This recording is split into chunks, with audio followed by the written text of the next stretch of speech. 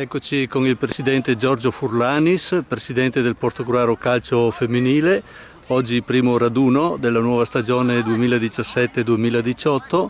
Ci sono alcune novità importanti. Partiamo da qua. Vuol dirla lei la prima novità? Ma la prima novità che è stata già comunicata un po' tra le righe a fine campionato è il nuovo staff allenatori e vice, per cui Alessandro Colla. Alessandro l'avevamo già cercato 2 anni fa, ma purtroppo lui aveva preso un accordo con il San Vitese, di cui ha fatto 2 anni veramente splendidi vincendo il campionato degli allievi regionali, e ha voluto prendere in mano questa avventura nuova, perché è un'esperienza anche per lui nuova, e a noi ha fatto solo che piacere, perché lo conoscevamo, un ragazzo giovane con metodi anche nuovi, per cui quello che volevamo un po' dare alle ragazze. Sì, scusi se la interrompo, perché anche Rudy Moro, il primo allenatore dei primi 2 anni, anche lui non aveva esperienza sul femminile e ha fatto, si può dire, bene. L'anno scorso abbiamo finito al 5° posto e è stata un'annata sfortunata per questione dei fortuni. Quest'anno la rosa permette di guardare con più ottimismo in questo senso? Ma, sicuramente sì, perché la rosa l'abbiamo un po' compattata per età.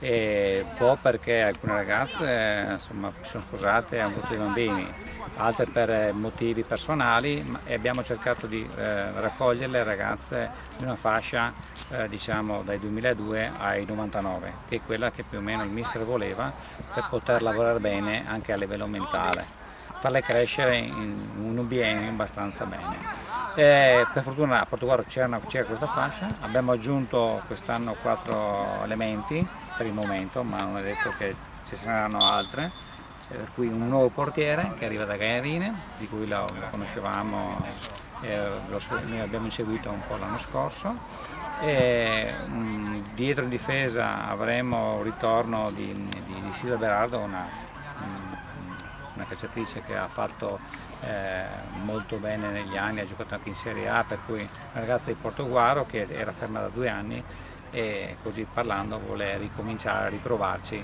perché a lei piace giocare a calcio, è ancora giovane, 28 anni. Poi abbiamo aggiunto una ragazza giovane, Cesarolo, in cui crediamo, molto giovane, però 14 anni, fisicamente si presta molto bene, Valentina Gallo. E per ultima un bel centravanti che ha giocato per anni a calcetto 5 a Caorle, che ha vinto il campionato l'anno scorso, però purtroppo calcetto 5 a Caorle si è un po' abbandonato, si è ritirata come squadra, e lei aveva già iniziato fino all'anno scorso a venire da noi, e da quello che abbiamo visto è una ragazza che davanti all'aria fa la differenza. Sì, allora per chiudere la nota sulle giocatrici, vogliamo dire anche che quest'anno non ci sarà il capitano storico Sara Bottacin? Ma sì, sembrerebbe di sì. A 2 giorni dal ritiro ci è arrivato un messaggio che, anche se era già preannunciato, che Sara voleva prendersi un po' un anno sabbatico e così via, sia per lavoro e anche personale, pertanto sembrerebbe che la Sara Bottacin, che ha dato tanto a Portogruaro, che noi la ringraziamo moltissimo, dovrebbe rimanere ferma il prossimo anno, però non abbiamo ufficialmente la cosa, però sembrerebbe di sì. Sì, ultime 2 cose, perché io ho sentito prima sia il mister che il direttore sportivo, giustamente con tanto entusiasmo e tanta voglia di vincere, per lui è da vincere il campionato. Più realisticamente, quali obiettivi vi siete dati e dove pensate di arrivare? Ma è vero che parlando del direttore sportivo, l'idea nostra è riuscire a approdare alla vetta, anche perché negli ultimi 2 anni, una volta con Moro siamo arrivati ai playoff e per poco non siamo passati. L'anno scorso siamo stati sfortunati, siamo partiti molto bene, poi veramente l'anno scorso abbiamo avuto molti infortuni che alla fine da tante ragazze facevamo fatica a farle 13-14 in partita. Quest'anno con l'entrata di Alessandro Colla, che dà un po' di ossigeno, un po' che c'è bisogno di darci un po' di energia nuova, ma io ritengo che un biennio fosse quello più corretto per poter approdare al successo, però non è detto, tra virgolette, che la vittoria ci farebbe piacere. Sì. Però camminiamo coi piedi a terra. L'ultimo appunto sulla sede di gioco, il campo. Visto che quest'anno abbiamo anche il Mestre, già il Portogruaro Calcio Maschile sabato giocherà in anticipo per la Coppa, questo vi permetterà di fare qualche partita lo stesso al Mecchia o giocherete sempre qua?